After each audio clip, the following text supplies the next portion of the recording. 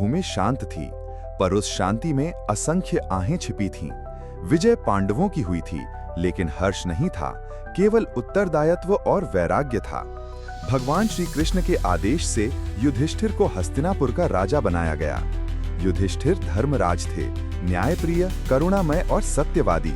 उन्होंने ऐसा शासन किया जिसमें प्रजा सुखी थी, भूखे को अन्न मिलता था और न्याय बिना पक्षपात के होता था। लेकिन युधिष्ठिर का मन अशांत था।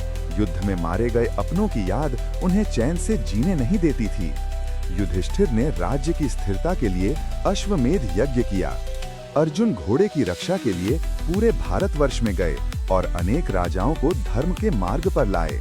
इस समय भी श्री कृष्ण पांडवों के मार्गदर्शक बने रहे, लेकिन वे जानते थे अब उनका समय भी धीरे धीरे समाप्ति की ओर बढ़ रहा है।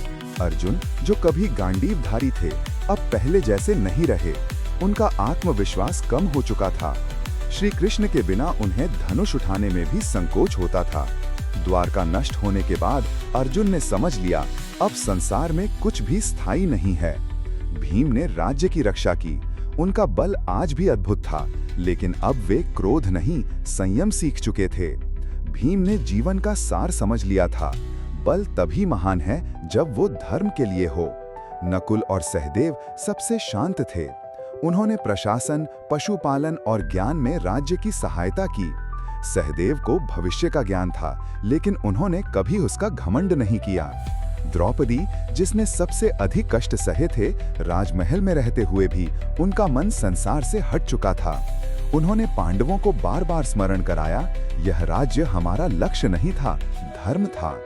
जब श्री कृष्ण ने धरती छोड़ी, तब पांडवों को लगा मानो जीवन का अंतिम दीपक बुझ गया हो।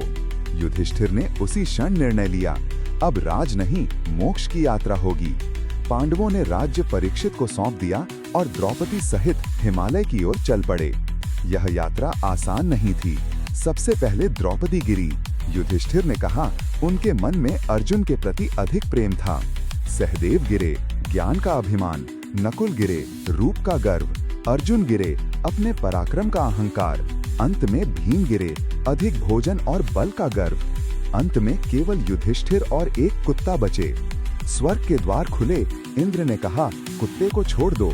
युधिष्ठिर ने उत्तर दिया, जो मेरे साथ धर्म निभाकर चला, उसे मैं कैसे छोड़ दूं? वह कुत्ता धर्मदेव निकला। युधिष्ठिर सशरीर स्वर्ग पहुंचे। वहीं उन्होंने अपने भाइयों और द्रौपदी को भी दिव्य रूप में देखा। यही था पांडवों के जीवन का अंतिम सत्य, धर्म ही साथ जाता है।